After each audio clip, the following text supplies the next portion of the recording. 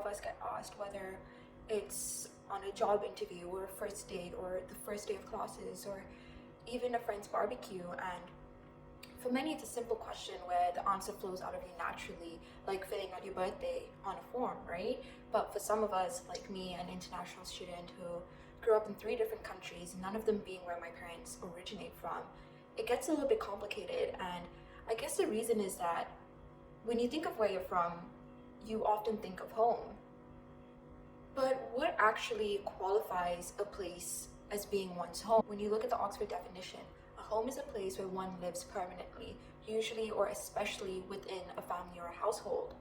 But what happens when one doesn't live in a singular place permanently, or has lived in several different places, becoming accustomed to several different cultures during their developmental years?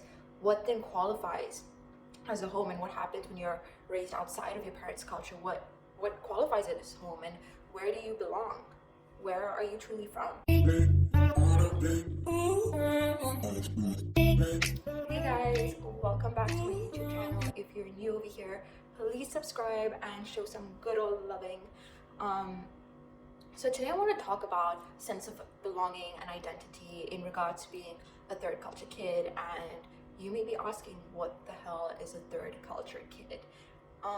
And if you don't know, I suggest you continue listening. You never know, you might be a third culture kid yourself, and suddenly all these identity crises and issues you've been facing, you're actually not alone, and there is a term for what you are, who you are. So a third culture kid is an individual who was or is raised outside of their parents' originating culture, or has grown up in a different environment or culture during their crucial developmental years.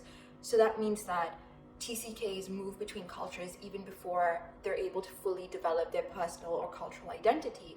And with the actual term third culture kid, you're like, why is it called third culture? So the first culture refers to the culture that your parents originate from, and the second culture refers to the culture or cultures you are exposed to where you reside or live or grow up.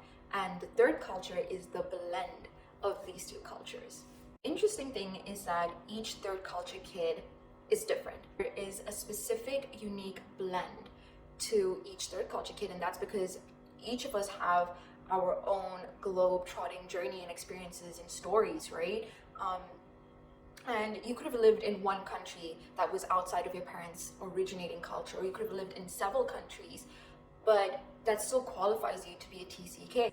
This huge issue, or these huge questions that tend to overwhelm and burden us, and the questions such as who am I, and where do I belong, and where is home, and what is my identity? And I really do think that identity, and I think that understanding what home is matters, because knowing your identity and knowing what you understand as home helps you identify your place in this world.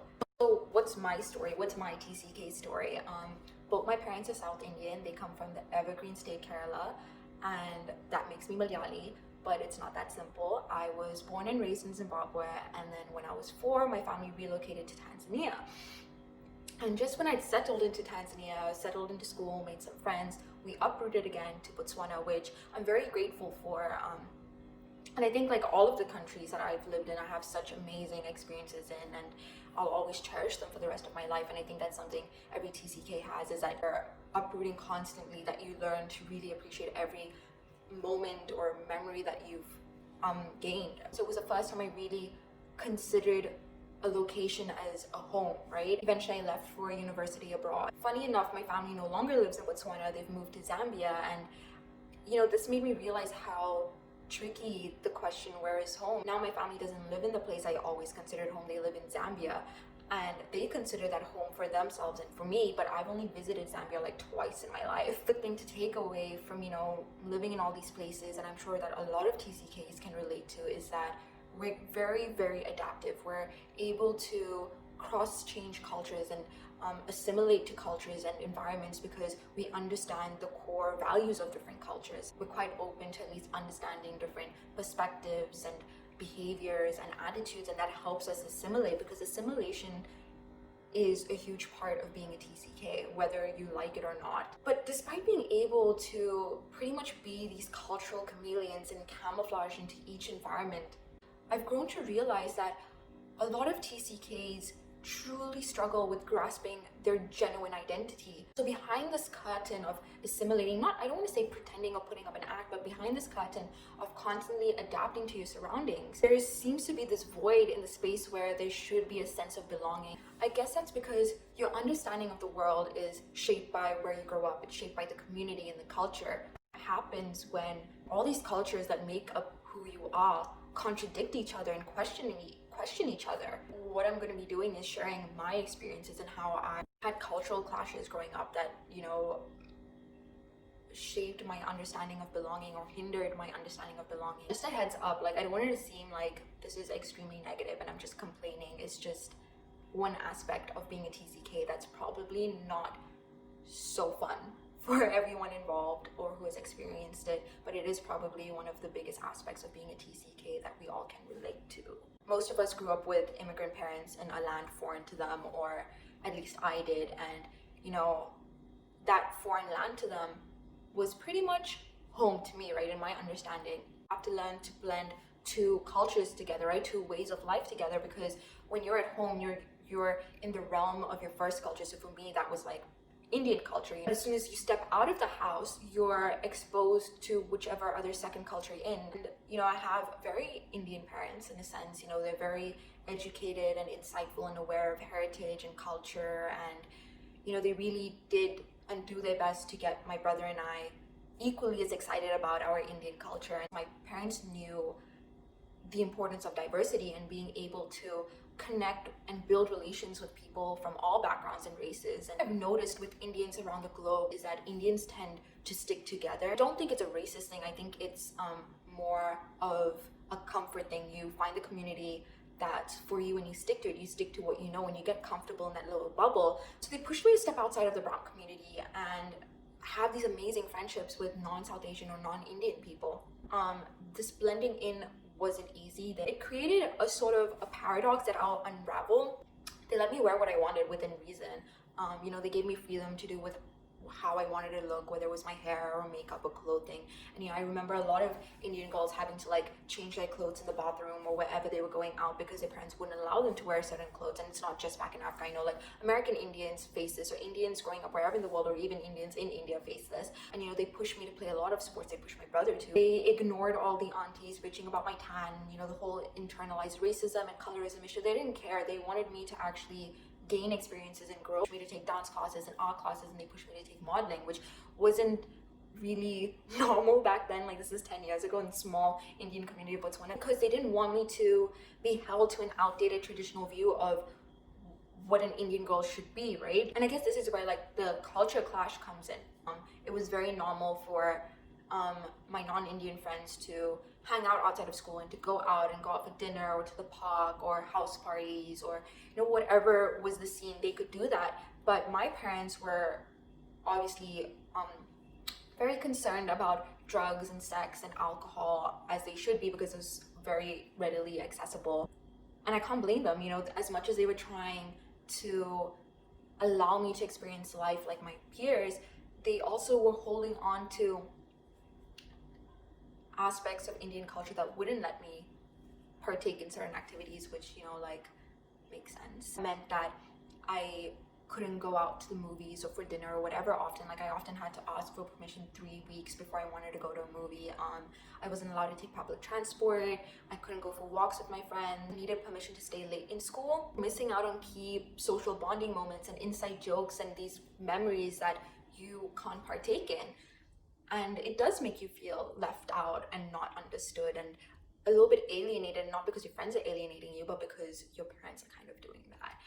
Just to make it clear, I don't hate my parents for doing that. There is a time and age for everything. So I do appreciate it now. But back then it was you won't let me be with my friends. I'm gonna lose all of my friends and be alone. Is that what you want? Another aspect of it was that at the end of the day, I looked Indian. I ate Indian food. My passport was Indian. I listened and danced to Indian music more than I did with African music. I couldn't speak the native language fluently. I knew conversational skills in Botswana well, but nowhere close to fluent. Even though I knew the local slang and the local politics and the social norms, and having majority of my life shaped under the African way of life. And even though I looked more Western compared to the stereotypical Indian, I wasn't really considered to belong because they were small things restricting me or creating a barrier from me fully assimilating to my peers or the general wider society around me. You know, you get into the political and social understanding of being an Indian in Africa, and for the most part, like, Indians came to Africa and they started their own businesses, and unfortunately, a lot of Indians or South Asians would take advantage of this privilege, and they would take advantage of their opportunities, and there was a lot of corruption and fraud going on, and you know, Indians made a lot of money. I shouldn't say just Indians, like generally South Asians were making a lot of money, so they did become a stigma or a conflict between, you know, Black locals and the Indian community, where they're like, they're stealing our jobs, and you know, they're making money illegally while we're suffering. And also it didn't help with the fact that Indians stuck together as a community so much of the time that there was this idea of like Indians feeling like they're too good to socialize with, you know, especially Black people, and that they think they're better than us. And honestly, like, they are a lot of racist South Asian people. Like, I don't want to say just Indians, like, they are a lot of racist South Asian people who do not treat Africans well, they do not treat Black people well. So that just furthered, that just aggravated the racial and political tensions. If strangers saw me as an Indian, they would, you know, they would have a certain idea.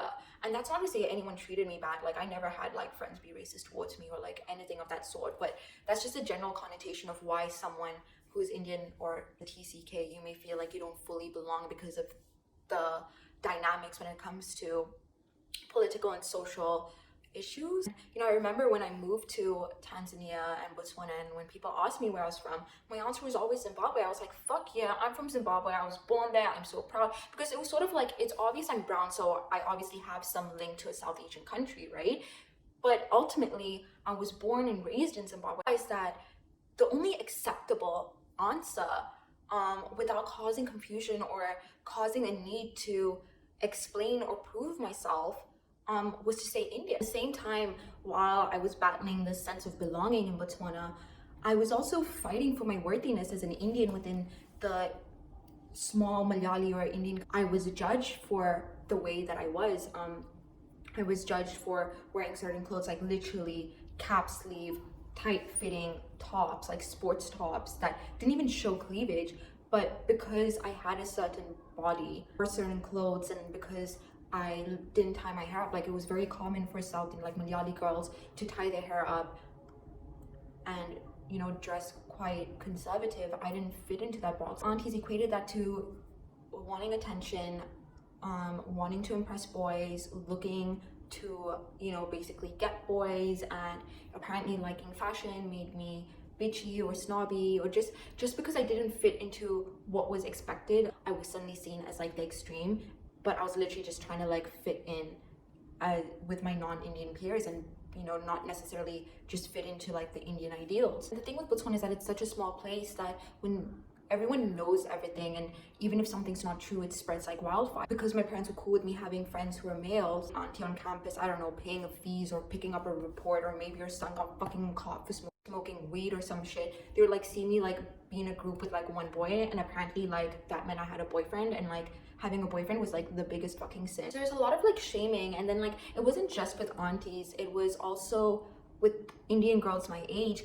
Because I had a lot of Botswana female friends, their norms influenced me in a positive manner. Botswana girls are very confident, they're outspoken, and I mean that in a good way. They're quite the opposite of what Indian girls were expected to be. So even if there were Indian girls who were opinionated or didn't want to be as submissive or didn't want to be traditional or conservative, because they were sort of forced to, they were just kind of bitchy with the fact that like I openly wasn't that way. You know, I wasn't afraid to do things that weren't okay, like having a boyfriend. I wasn't afraid to open up and talk about issues or taboo topics. Most of the time the girls, yeah, were nice to my face, but there was a lot of bitch talking behind, and it was honestly just like a very toxic environment. My first experience of having Indian friends, like a lot of them would just like, there was a lot of I don't know if it was just like a Botswana thing because it's a small place and everyone like has nothing better to do than gossip. From Botswana watching this, I'm just gonna be like, what the fuck? There are a lot of great things about Botswana. I'm sorry. But one thing is that people are just very toxic, and especially within the Indian community, I don't know why, but they're very unstable friendships, or at least unstable friendships that people weren't aware of. I just constantly saw them shaming and judging and being awful and rude just because someone didn't fit into a box. So while I'm like hurdling this conflict with the Indian community, I neither belong fully to the non-Indian community because, like I said, there were some barriers. Such a beautiful brown community online, and I've made some really amazing friendships, and girls in general now within the Indian community in the last 10 years have grown a lot, and like, you know, people do change and people do learn and they change their perspectives. Even though I was a big part of the Indian community, you know, I used to teach dance classes and really take part in cultural events. It did create a I didn't know how to identify as an Indian because like I never felt like I was the right kind of Indian. Every time I'd go to India, I'd get stuck again with the question, where are you from? But despite having a huge passion and love for Indian culture and arts and Bollywood and dance and history and politics and social issues, I was just that whitewashed cousin from Africa. When it came to being in India, I will never be seen as an insider. And I guess with both these places, it's such a weird feeling. Because, you know, ultimately, like, I have a lot of special memories and moments of both. I was at the cinema watching Black Panther. I felt nothing but this overwhelming sense of homesickness and nostalgia, but also pride. Like, I felt so proud of the representation. Living away from home, I miss Indian food. Like, I miss my mom's Indian food. I miss taking part in Onam and all these other festivals. And you know, I miss being able to go to the movies with my family and like watch a Bollywood movie in the theaters and not on like series online or 1, 2, 3 movies. You know, both these places have such an impact on who I am and my identity, but it sucks because neither of those places feel the same way about me. It's sort of like being Voldemort's Horcruxes, where your identity and memories and everything that shapes you is so spread across the globe or wherever you've been or whatever culture you associate with. And I guess the truth is, for many TCKs, is that we won't look like the stereotypical ideal of our cultures. I will never look like a stereotypical African. I will never look like a stereotypical Indian, at least not to Indians. And that's okay. You know, home can be your first culture because that's where your parents are from, and nationality means more than anything else. It matters more. Home can be your second culture because that was where you were physically born and raised. Home could literally be where your family is, despite you don't live there, you've never really lived there, but it's because family means home to you. Or home could be within yourself, wherever you are in a globe. In a sense, what I've understood from this is that TCKs don't necessarily have to experience all these different meanings of home. Sometimes you only experience one, or sometimes you experience all of them. And I definitely, you know, throughout my life in different moments have felt more inclined to one version of home than the other.